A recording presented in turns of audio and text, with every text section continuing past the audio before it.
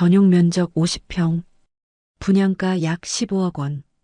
국내 최고급 실버타운이라는 타이틀을 내세우며 노후를 꿈꾸는 이들에게 마치 천국처럼 홍보되었던 곳. 서울에서 멀리 떨어진 외곽에 위치해 있지만 오히려 그것 또한 장점이었습니다. 탁 트인 자연환경, 깨끗한 공기, 도심의 번잡함에서 벗어난 조용한 생활. 여기에 골프장, 온천 스파, 실내 수영장, 영화관, 고급 레스토랑까지 호텔보다 더 화려한 시설을 갖춘 이곳은 돈만 있다면 최고의 노후를 보낼 수 있다고 자부하던 곳이었습니다. 처음 이곳을 소개받았을 때 저는 솔직히 감탄했습니다. 여기서라면 노후 생활도 행복하겠구나 하는 생각이 들었으니까요. 하지만 그때는 몰랐습니다. 그곳이 얼마나 무서운 곳인지. 안녕하세요. 저는 올해로 74살인 이정희입니다. 오늘 제가 들려드릴 이야기는 대한민국에서 가장 비싼 실버타운에서 거지 같은 삶을 살다가 가까스로 탈출한 우습고도 슬픈 이야기입니다. 저는 평생을 서울에서 살아왔습니다. 태어나서 자라고 결혼하고 아이들을 키우고 제 삶의 모든 순간이 서울과 함께였습니다. 남편과 함께 작은 가게를 운영하며 아등바등 살았던 시절이 있었습니다. 아침마다 남편과 아침밥을 먹고 퇴근해서 TV를 보며 저녁을 먹고 그렇게 함께 살아온 세월이 어느덧 40년. 남편은 5해 전 갑작스러운 병으로 저를 두고 먼저 떠났습니다. 남편이 없는 서울집은 너무 컸습니다. 결혼하고 처음 마련한 아파트였지만 혼자 남은 집은 쓸데없이 넓고 조용했습니다. 그 전까지는 그저 평범한 우리 집이었는데 남편이 떠나고 나니 텅 빈 공간이 주는 외로움이 더 크게 다가왔습니다. 그래도 저는 버텼습니다. 가끔 친구들과 만나 밥을 먹고 동네 시장에 가서 장을 보고 그렇게 하루하루를 살아갔습니다. 그런데 자식들이 보기엔 그게 외로워 보였나 봅니다. 큰아들은 IT 회사를 운영하며 바쁘게 살고 있었고 작은아들은 외국에 나가 있었습니다. 둘 다 저를 걱정하고 챙기고 싶어 했지만 솔직히 현실적으로 자주 올 수 있는 형편이 아니었죠. 그래서인지 두 아들은 저를 볼 때마다 같은 말을 했습니다. 엄마, 이제 혼자 계시는 거 너무 외롭잖아요. 처음엔 그 말이 조금 서운했습니다. 아니, 나는 잘 살고 있는데 왜 자꾸 외롭다고 하지? 하지만 자식들은 이미 결정을 내린 듯한 얼굴이었습니다. 엄마 실버타운 어때요? 진짜 좋은 곳이 생겼어요. 여긴 그냥 고급 리조트라고 생각하면 돼요. 병원도 바로 연결되어 있고, 가사 도우미 서비스도 있고, 엄마가 힘든 건 하나도 없을 거예요. 그리고 큰아들도 한마디 덧붙였습니다. 엄마, 집에서 혼자 계시는 것보다 여기가 훨씬 나아요. 엄마, 이건 요양원이 아니에요. 새로운 시작이에요. 노후를 준비하는 노인들이 다 모여서 미래를 이야기하며 함께 살아가는 곳이에요. 새로운 시작? 그 단어에 저는 조금 흔들렸습니다. 자식들은 실버타운 시설을 보여주며 여기가 얼마나 좋은 곳인지 설명했습니다. 호텔보다 더 좋은 실내 수영장과 사우나, 골프장과 영화관, 그리고 미술관까지 의료 서비스도 잘 갖춰져 있어 언제든 건강검진을 받을 수 있고 응급 상황이 생겨도 바로 대처할 수 있다 했습니다. 요가, 그림, 원예, 독서 모임 같은 취미 프로그램도 다양해서 지루할 틈이 없을 거라며 여기가 단순한 실버타운이 아니라 노후의 천국이라고 말했습니다. 그리고 가장 결정적인 한마디. 엄마, 우리가 주말마다 올 거예요. 손주들도 자주 보게 될 거고요. 그 말에 저는 결국 고개를 끄덕였습니다. 그래, 일단 가보자. 처음 실버타운에 도착했을 때 저는 제 눈을 의심했습니다. 입구를 지나 안으로 들어서자마자 펼쳐진 풍경은 마치 고급 리조트 같았습니다. 넓게 조성된 정원에는 화려한 꽃들이 만개해 있었고 돌로 깔끔하게 포장된 산책로를 따라 커다란 분수가 흐르고 있었습니다. 분수대 근처에는 벤치가 놓여 있었고 햇살을 즐기며 독서를 하는 노인들의 모습이 보였습니다. 어때, 엄마? 완전히 유럽 같지 않아요? 큰아들이 옆에서 웃으며 말했습니다. 정말 그랬습니다.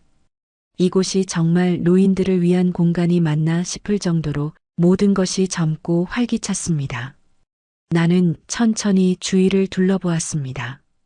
건물들은 모두 깔끔한 베이지색 외벽에 고풍스러운 유럽풍 디자인이 가미된 형태였습니다. 마치 5성급 호텔에 온 것 같은 기분이 들었습니다.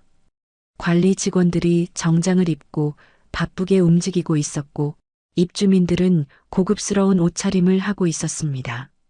세련된 모자를 쓴 할머니들이 우아한 미소를 지으며 커피를 마시고 있었고 골프웨어를 입은 할아버지들이 즐겁게 담소를 나누고 있었습니다.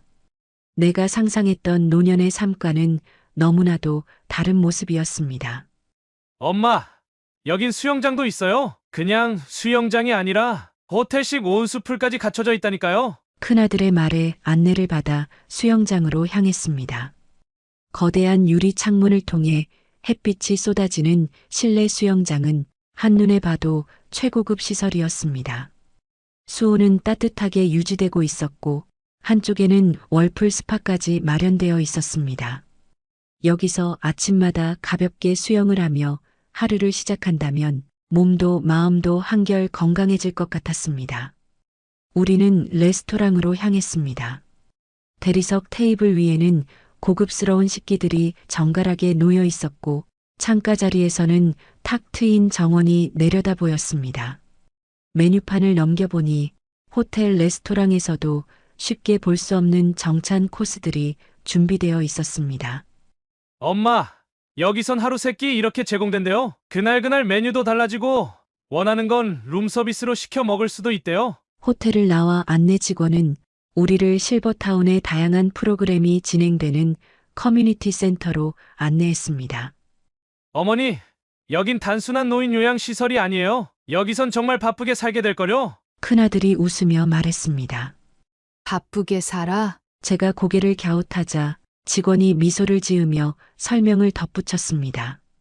이곳에서는 매일 다양한 취미 활동이 진행됩니다. 요가, 필라테스, 미술 수업, 원예 프로그램, 심지어 연극 동아리도 있어요. 직원의 말에 살짝 놀랐습니다. 요가라니, 필라테스라니. 우리는 먼저 요가 수업이 진행되는 공간으로 향했습니다.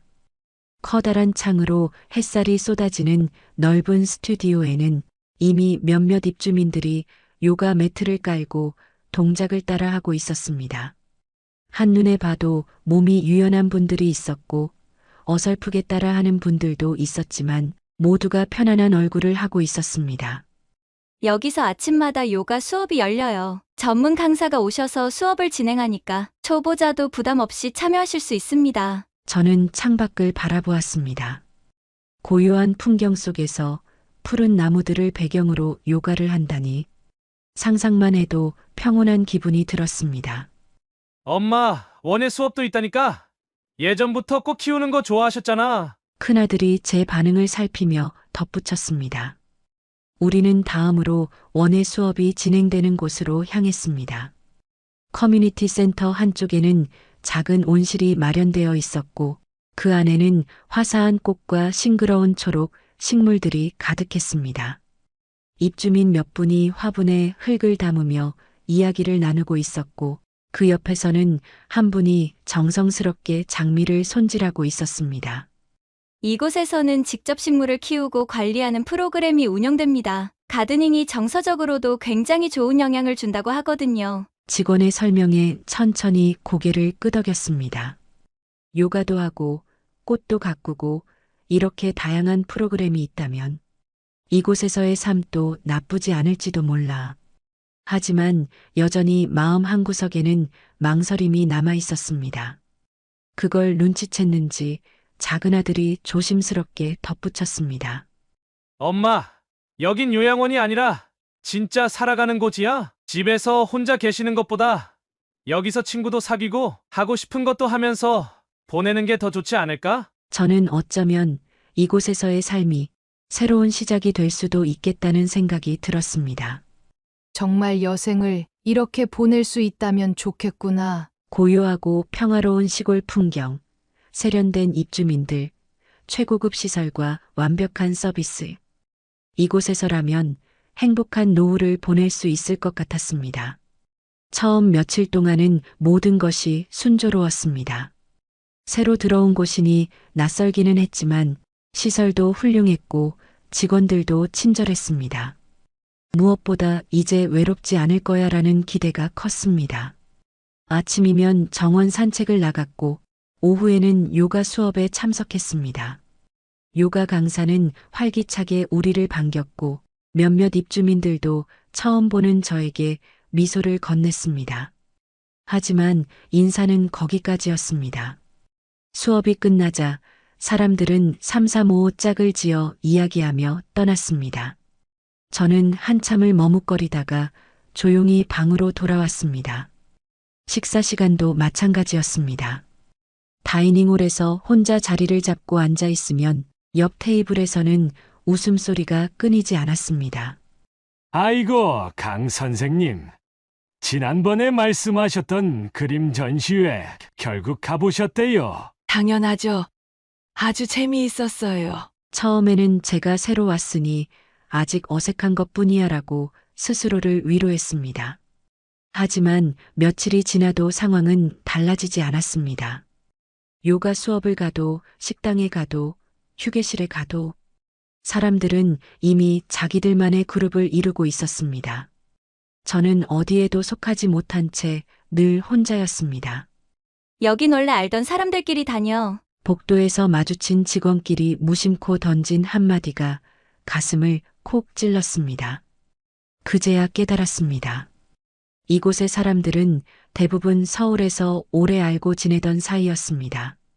자녀들끼리 인연이 있거나 사업적으로 얽혀 있거나 같은 골프 모임에서 친해진 사람들이었습니다.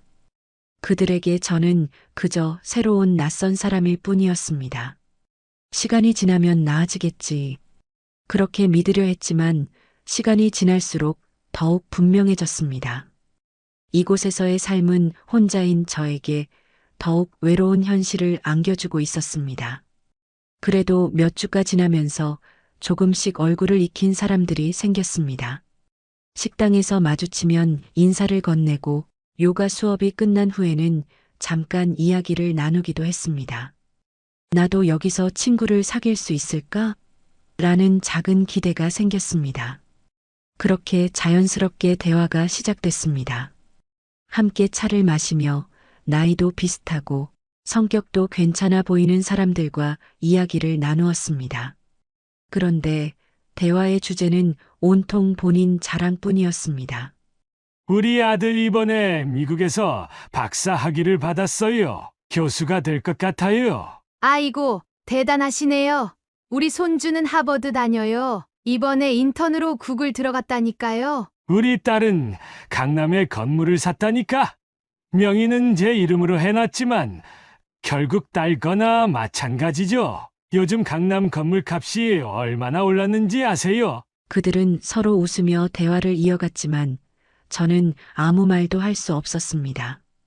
누군가는 명문대 이야기를 하고 누군가는 해외여행 경험을 자랑하고 또 누군가는 자신이 사는 집과 부동산 투자 이야기를 늘어놓았습니다. 처음에는 그냥 들어주려 했습니다. 하지만 시간이 지날수록 여기서 나는 뭘 이야기해야 할까 하는 생각이 들었습니다. 아들을 사랑하지만 자랑할 것도 없었습니다. 그저 열심히 자기 일을 하며 사는 평범한 사람이었습니다. 남편과 함께 평생을 일하며 살아왔지만 건물도 없고 해외 부동산 투자 같은 건 생각해 본 적도 없었습니다. 그리고 이렇게 본인 자랑들만 늘어놓는 대화 자체도 반갑지 않았습니다. 그래도 친구를 만들어야 하기에 용기를 내어 조심스럽게 말을 꺼냈습니다. 자식들이 다들 잘 되셨네요. 저는 그냥 애들이 자기 자리에서 열심히 살고 있어서 다행이라 생각해요. 그 말이 끝나자 순간 어색한 침묵이 흘렀습니다. 누군가는 억지로 미소를 지었고 누군가는 차를 한 모금 마시며 딴청을 부렸습니다. 그리고 이내 다시 대화는 원래의 흐름을 찾았습니다. 아, 그러고 보니 요즘 제주도 땅값이 또 오른다던데. 맞아요. 우리 아들이 제주도 리조트 투자하라고 하던데 고민이에요. 저는 가만히 듣고만 있었습니다. 오늘만 이런 얘기를 하는 거겠지?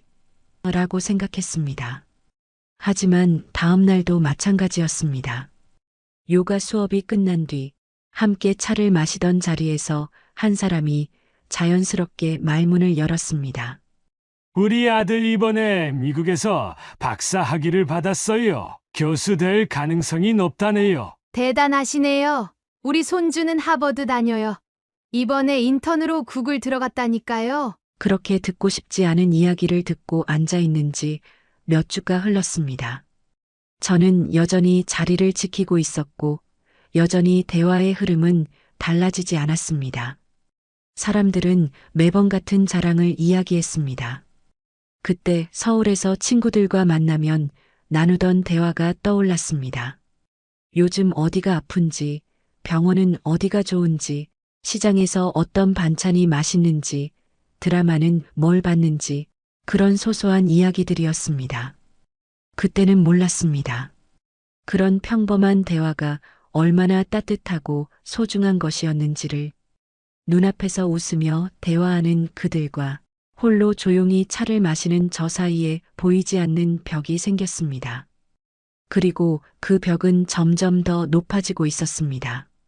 그러던 어느 날 저녁 식사를 하기 위해 식당으로 향하던 중이었습니다. 구석 테이블에서 혼자 조용히 식사를 하고 계시는 한 분이 눈에 들어왔습니다. 다른 사람들은 삼삼오오 모여 앉아 떠들고 있었지만 그분은 그런 분위기와 거리를 둔 채 한 손으로 책장을 넘기며 밥을 드시고 계셨습니다. 왠지 모르게 마음이 끌렸습니다. 그렇게 몇 번을 지나치며 지켜보던 어느 날 저는 조심스럽게 다가갔습니다. 여기 앉아도 될까요? 그분은 살짝 놀란 듯 하다가 이내 따뜻하게 웃으며 고개를 끄덕였습니다. 그럼요. 혼자 먹는 게 심심했었는데 잘 됐네요. 그날 처음으로 저는 편안한 대화를 나눌 수 있었습니다. 자식 이야기, 재산 이야기, 손주 자랑이 아닌 서로의 삶에 대한 이야기였습니다. 저는 정자라고 해요. 남편은 일찍 떠났고 아이들은 있지만 저도 혼자 지내는 게 편해서 이곳에 왔어요. 정자 할머니는 밝고 따뜻한 분이셨습니다. 화려한 배경을 내세우지도 않았고 남들과 비교하는 말을 하지도 않았습니다. 그저 지금 이곳에서 하루하루를 어떻게 보내고 있는지, 어떤 취미를 갖고 있는지 그런 이야기를 편하게 나눴습니다. 처음엔 저도 이곳이 참 좋아 보였어요. 시설도 좋고 프로그램도 많고요. 그런데 사람 사는 곳은 다 똑같더라고요. 처음에는 다들 친절하지만 결국 자기들끼리 무리가 생기고 외로운 사람들은 더 외로워지죠. 그 말이 가슴 깊이 와닿았습니다. 그동안 제 마음속에 있던 답답함을 누군가가 대신 말해주는 것 같았습니다. 그날 이후 저는 정자 할머니와 자주 함께 시간을 보내기 시작했습니다. 비가 오는 날이면 카페에 앉아 빗소리를 들으며 수다를 떨었고 날이 좋을 땐 정원에 나가 꽃을 구경했습니다. 그렇게 서로에게 익숙해져 가던 어느 날 정자 할머니가 조심스럽게 말을 꺼냈습니다.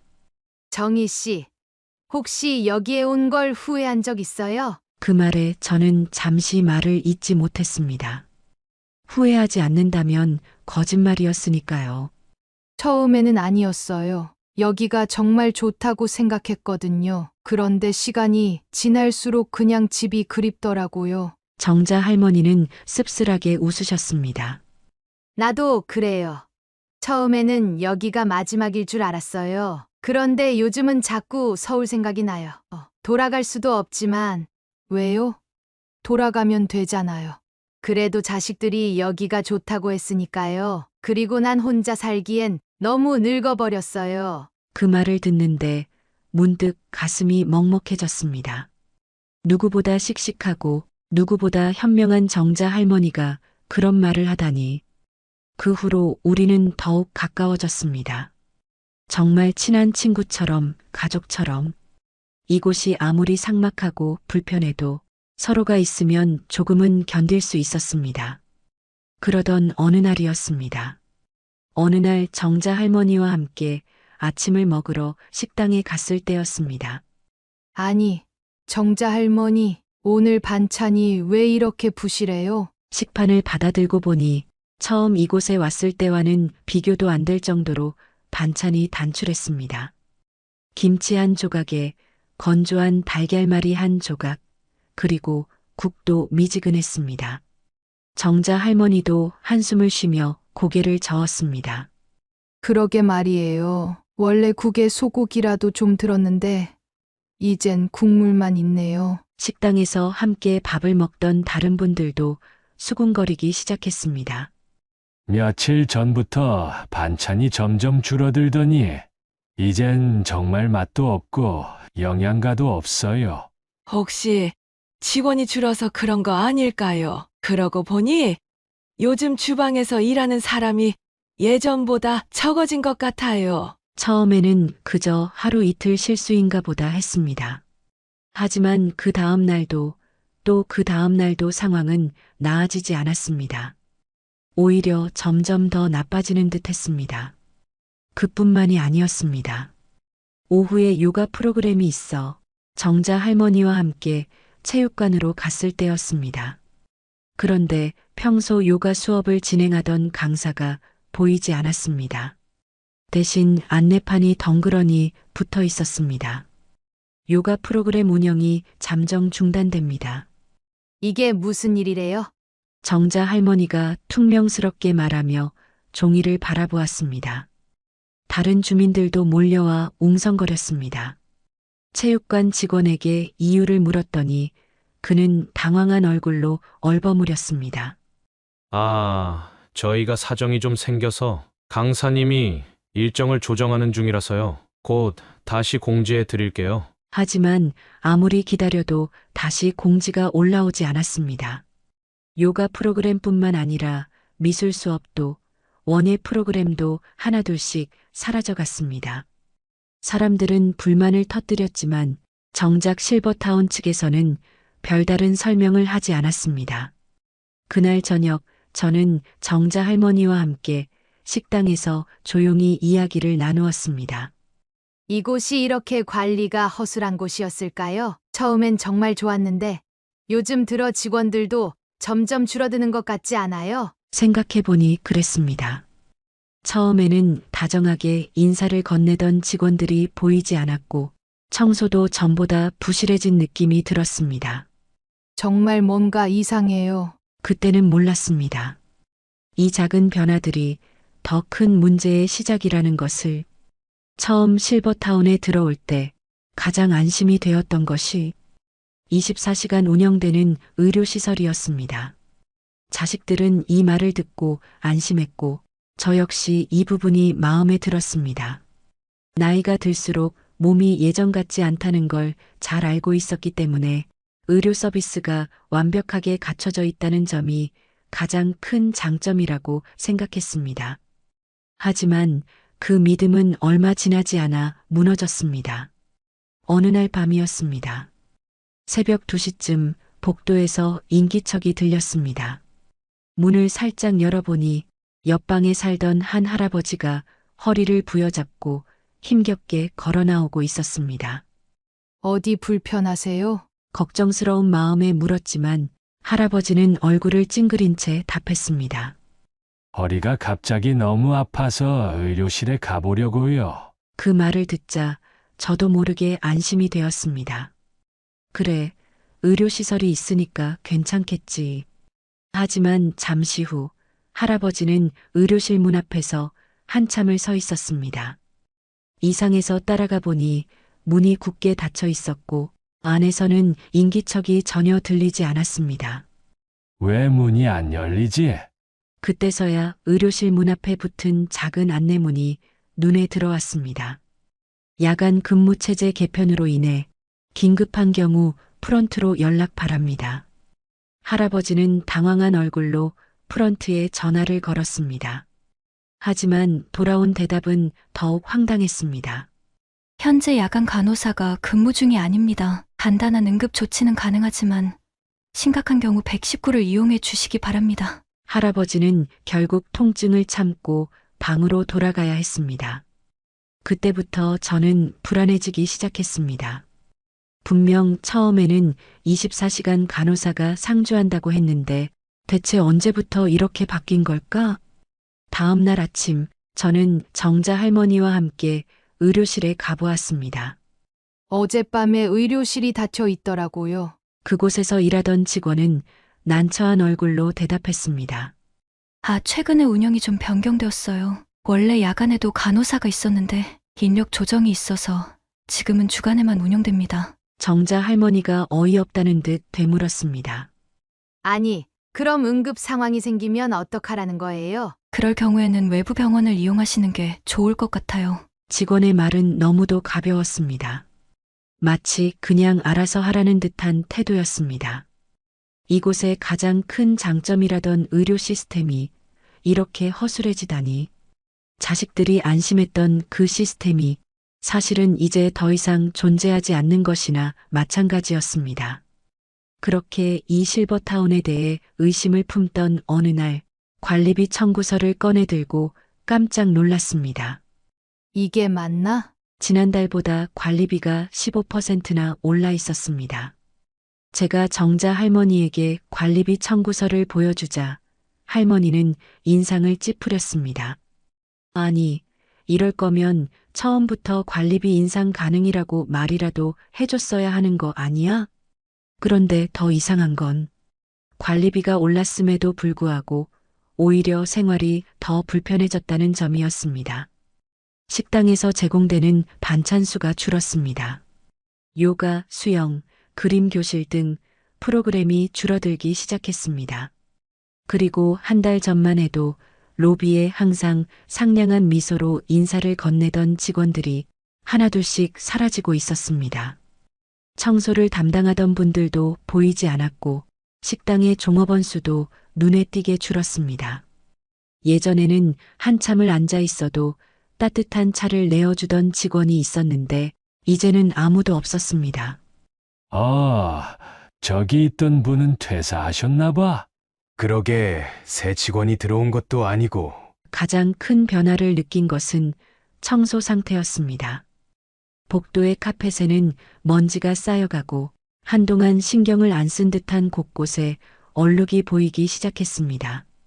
화장실에 가면 수건과 비누가 제대로 채워져 있지 않았고 쓰레기통이 가득 찬 채로 그대로 방치되어 있었습니다. 그제야 입주민들 사이에서 수군거리는 소리가 커졌습니다. 정자 할머니가 한숨을 쉬며 말했습니다. 관리비가 올랐으면 서비스도 같이 좋아져야 하는 거 아니야? 그런데 지금 보니까 오히려 점점 나빠지고 있네. 이게 우리가 비싼 돈을 내고 들어온 곳이 맞아? 그때부터 저는 불안해지기 시작했습니다. 이곳에 무슨 문제가 생긴 건 아닐까? 처음에는 모두가 최고급 실버타운이라며 입을 모았던 곳이었는데 어쩌면 이곳이 점점 무너지고 있는지도 모른다는 생각이 들었습니다. 그러던 어느 날 점심을 먹고 난 후 몸이 이상하다는 사람들이 속출하기 시작했습니다. 정자 할머니도 갑자기 얼굴이 창백해지며 배를 부여잡았습니다. 정희 씨, 나 화장실 좀 다녀올게. 속이 너무 안 좋아. 그리고 얼마 지나지 않아 식당을 이용한 몇몇 입주민들이 구토와 설사를 하기 시작했습니다. 이상한 기운이 감돌았습니다. 처음엔 몇몇 사람만 증상을 호소했지만 점점 늘어나더니 저녁까지 총 10명이 넘는 입주민들이 식중독 증상을 보였습니다. 저도 그날따라 유난히 음식 맛이 이상하다고 느꼈습니다. 그런데 다음 날 아침 식사 시간에 관리사무소에서 공지를 붙였습니다. 식당 이용 관련 안내. 최근 일부 입주민께서 소화불량 증상을 호소하셨습니다. 이와 관련하여 식자재 관리 점검을 진행할 예정이니 참고 바랍니다. 아무래도 찜찜해서 저는 정자 할머니와 함께 관리사무소로 향했습니다. 관리사무소에 도착하자 이미 몇몇 입주민들이 담당자와 실랑이를 벌이고 있었습니다. 이게 말이 됩니까?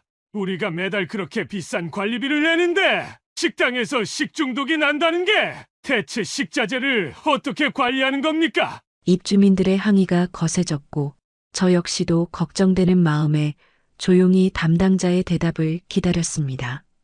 그런데 담당자는 당황한 기색을 감추지 못한 채 조심스럽게 입을 열었습니다. 우선 죄송합니다. 현재 식당 운영과 관련하여 일부 예산 조정이 필요해. 예산 조정이요? 무슨 소리예요? 최근 운영 상황이 어려워지면서 기존보다 식자재 구입 비용을 줄일 수밖에 없는 상황입니다. 순간 머릿속이 하얘졌습니다. 예산이 부족해서 우리가 상한 음식을 먹고 있는 거라고? 정자 할머니가 참다 못해 나섰습니다. 그러니까 우리가 낸 관리비로 제대로 된 식재료를 못 산다는 거예요? 그럼 우리가 내는 돈은 다 어디로 간 거죠? 담당자는 더 이상 대답하지 않았습니다. 그저 난처한 얼굴로 고개를 숙일 뿐이었습니다. 그날 이후 식당에서 제공되는 음식에 대한 불안감은 걷잡을 수 없이 커졌습니다. 저와 정자 할머니는 더 이상 식당을 믿을 수 없었습니다. 실버타운에서 가장 기본적인 식사조차 안전하지 않다면 여기에 머무를 이유가 있을까요? 이곳은 처음 우리가 기대했던 고급 실버타운이 아니었습니다. 식중독 사건 이후 입주민들의 불안과 불만은 더욱 커져만 갔습니다. 이제 정말 큰일이야. 이러다 병이라도 나면 어떡해? 그러게 말이야. 요가 프로그램도 사라지고 직원들도 계속 줄어들고 뭔가 심상치 않아. 저와 정자 할머니를 포함해 몇몇 입주민들은 이곳이 더는 안전하지 않다는 사실을 깨닫기 시작했습니다. 하지만 여전히 현실을 부정하는 사람들도 있었습니다.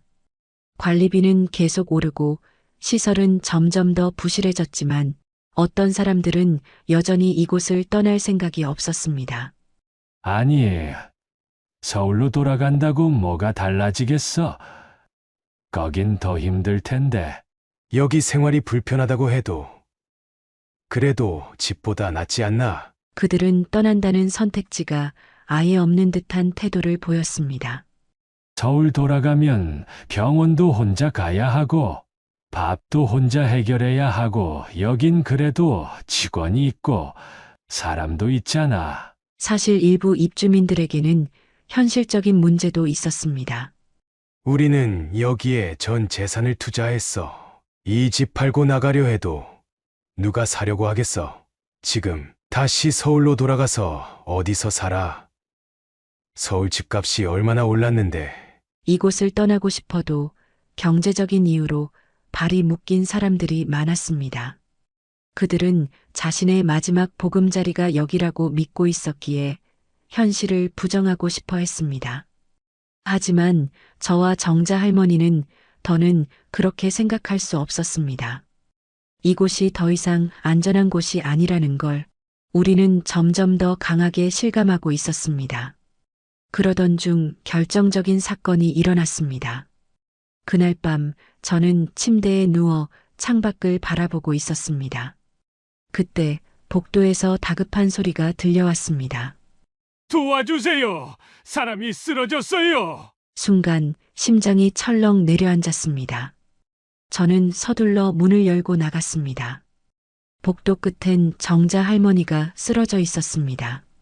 빨리 의료팀을 불러야 해요. 누군가가 다급히 프런트에 전화를 걸었습니다. 여보세요. 여기 할머니가 쓰러졌어요. 빨리 와주세요. 하지만 돌아온 답변은 차가웠습니다. 죄송합니다. 지금 야간 의료 인력이 없습니다. 뭐라고요? 24시간 의료 지원이 있다면서요? 현재 운영사의 정책 변경으로 인해 야간에는 간호사가 상주하지 않습니다. 구급차를 부를 테니 조금만 기다려주세요. 그렇게 우리는 구급차를 기다릴 수밖에 없었습니다. 정자 할머니는 가쁜 숨을 내쉬며 고통스러워했고 우리는 손도 쓰지 못한 채 초조하게 시계를 바라봤습니다. 정자 할머니 조금만 힘내요, 제발. 10분, 20분. 구급차가 도착했을 때는 이미 30분이 지나 있었습니다. 정자 할머니는 병원에서 겨우 의식을 되찾았지만 힘없는 목소리로 중얼거렸습니다. 나는 이곳에서 죽는 줄 알았어. 그 말이 가슴을 후벼 팠습니다. 이곳이 정말 노후의 천국이 맞는 걸까요? 정자 할머니와 저는 밤새 이야기를 나눴습니다. 이제 알겠어. 정희 씨, 이곳은 더 이상 미래가 없어. 맞아요. 정자 할머니, 이곳은 더 이상 안전한 곳이 아니에요. 하지만 실버타운을 우리 마음대로 나갈 수 없었습니다. 해지하려면 위약금을 내셔야 합니다. 관리사무소 직원은 딱딱한 목소리로 말했습니다. 나가시려면 남은 기간에 해당하는 금액을 지불하셔야 합니다. 우리는 순간 말문이 막혔습니다. 이곳에서 탈출하려면 돈을 내야 한다니. 아니, 우리가 지금 건강이 위험해서 나가는 건데 위약금이라니요? 제가 항의했지만 직원은 매정하게 답했습니다. 그건 저희가 정할 수 있는 게 아닙니다. 계약서에 명시되어 있습니다. 우리는 사무실에서 나와 서로를 바라봤습니다. 정자 할머니는 씁쓸하게 웃으며 말했습니다. 돈이 있어야 나갈 수 있구나. 노후도 결국 돈이네. 우리의 탈출 결심을 알게 된 입주민들은 다양한 반응을 보였습니다. 어떤 사람들은 조롱하듯 말했고 어떤 사람들은 오히려 불쌍하다는 듯 우리를 바라봤습니다.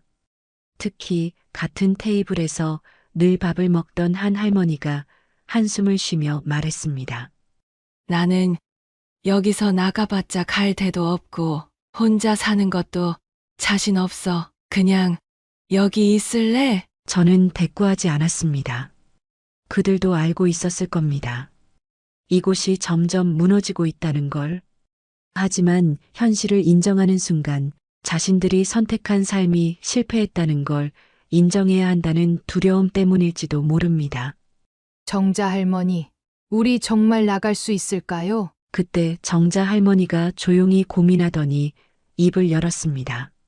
혹시 이거 어떨까요? 저는 정자 할머니의 이야기를 듣고 끄덕였습니다. 그래요, 우리 한번 해봐요. 정자 할머니와 저는 조용히 사람들을 만나기 시작했습니다.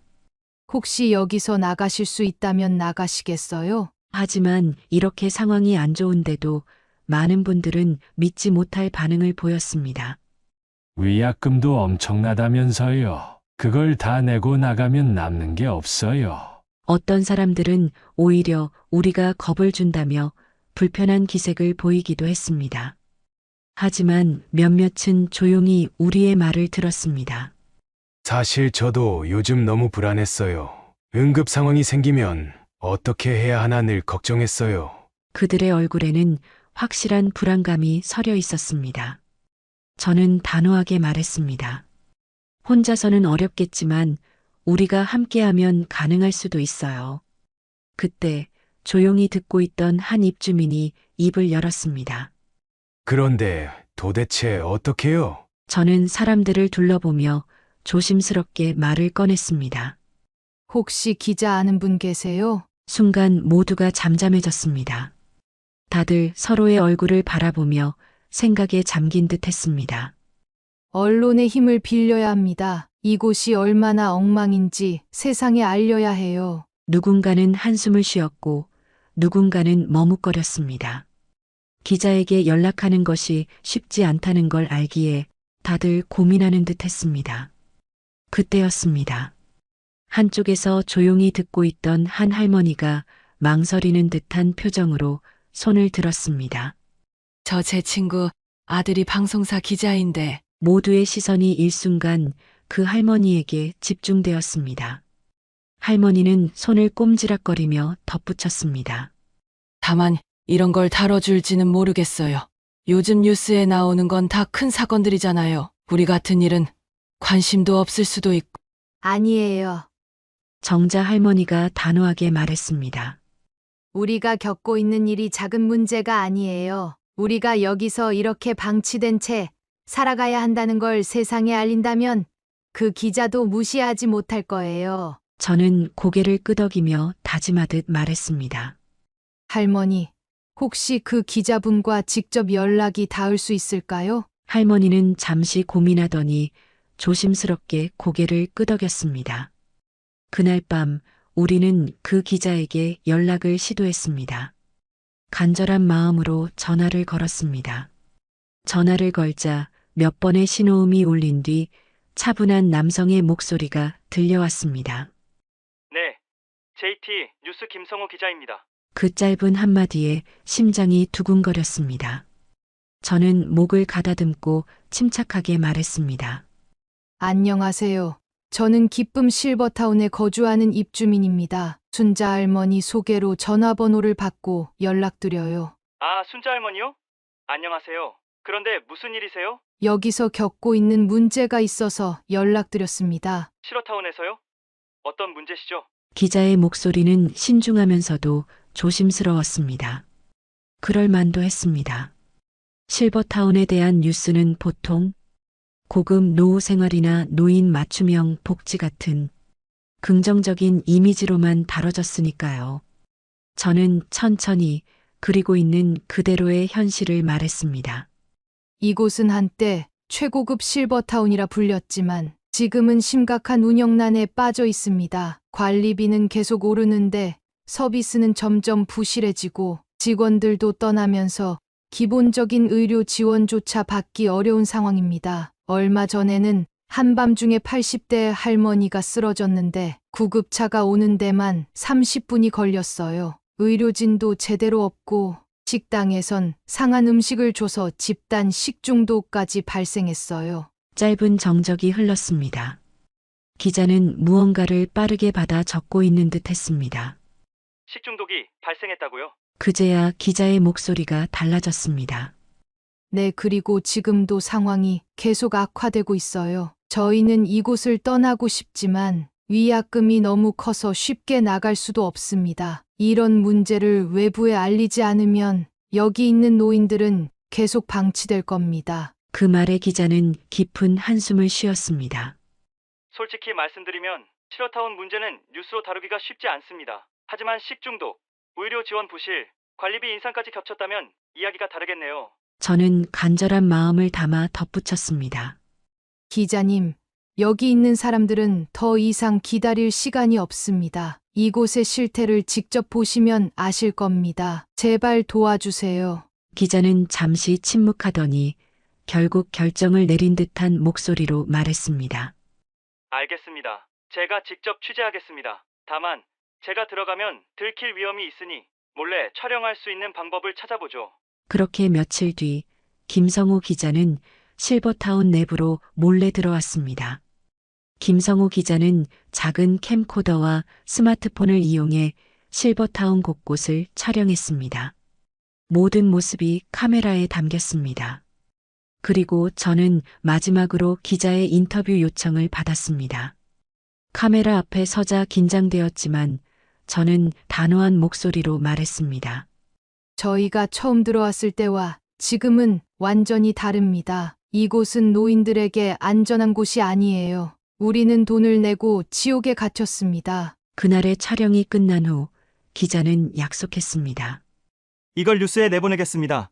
그리고 사람들에게 알리겠습니다. 여기서 어떤 일이 벌어지고 있는지. 우리는 서로를 바라보며 희망을 되찾기 시작했습니다. 며칠 후 드디어 그날이 왔습니다. 기자가 약속했던 뉴스가 나오는 날입니다. 고급 실버타운의 충격적인 실상. 뉴스의 제목이 떴습니다. 수십억을 주고 들어간 실버타운. 그곳은 정말 노후의 천국이었을까?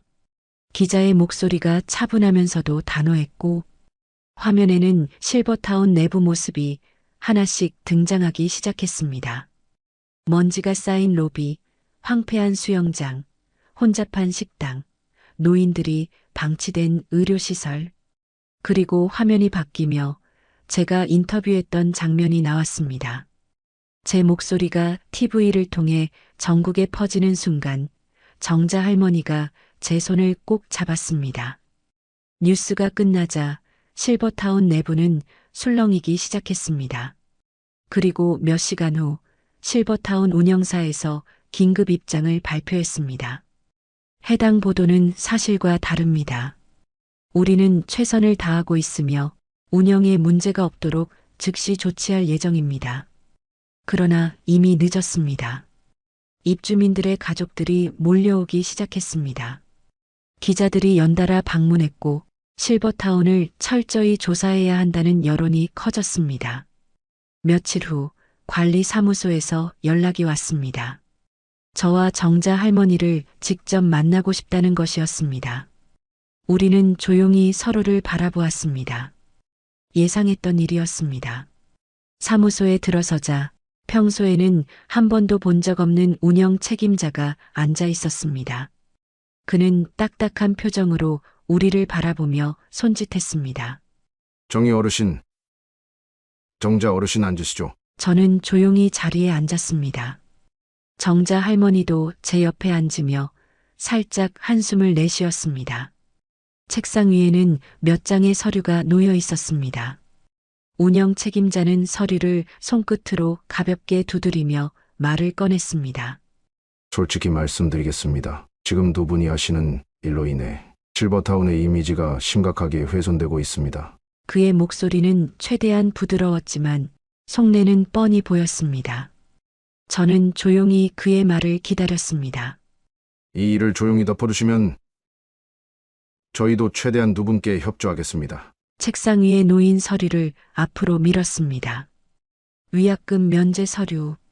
이 사태를 더 이상 키우지 않고 떠나신다면 위약금을 면제해드리겠습니다. 원하시는 조건대로 퇴거를 도와드릴 수 있습니다. 우리가 떠나면 다른 사람들은요? 제가 조용히 물었습니다. 운영 책임자는 눈썹을 살짝 찌푸렸습니다. 다른 입주민들은 본인들의 선택을 하시죠. 중요한 건 두 분이 편안히 떠나는 것입니다. 저는 한숨을 내쉬며 고개를 저었습니다. 우리는 이곳을 떠나기 위해서만 싸운 것이 아닙니다. 책임자의 얼굴이 굳어졌습니다. 처음에는 조용히 지켜보려고 했습니다. 하지만 서비스는 점점 나빠졌고 입주민들은 방치되었습니다. 의료 지원도, 식사도, 생활도 모두 엉망이 되었어요. 우리가 여기 처음 들어왔을 때와는 완전히 다른 곳이 되었습니다. 이 문제를 덮는다고 해서 사라지는 건 아닙니다. 정자 할머니도 조용히 말을 이었습니다. 우리가 떠나면 남아있는 사람들은 어떡합니까? 우리가 조용히 나간다고 해서 이 문제가 해결되는 게 아니잖아요. 운영 책임자는 한숨을 내쉬며 등을 기댔습니다. 좋습니다. 두 분이 끝까지 가겠다는 말씀이군요. 그는 차갑게 웃으며 서류를 거두어 갔습니다. 그럼 법대로 하시죠. 하지만 감당할 수 있겠습니까? 퇴거 위약금은 물론이고 허위 사실 유포에 따른 법적 대응도 고려하고 있습니다. 저희도 이 사태를 가만히 보고만 있지는 않을 겁니다. 저는 차분하게 그의 눈을 바라보았습니다. 법대로 하겠습니다. 하지만 한 가지만 확실히 말씀드리죠. 우리가 말한 것은 단 한마디도 거짓이 아닙니다. 정자 할머니도 단호하게 덧붙였습니다. 이제 곧 누가 진실을 말하고 있었는지 알게 될 겁니다. 우리는 자리에서 일어났습니다. 운영 책임자는 끝까지 냉랭한 표정으로 우리를 바라보았습니다. 그 후 실버타운은 한순간에 전국적인 논란의 중심이 되었습니다.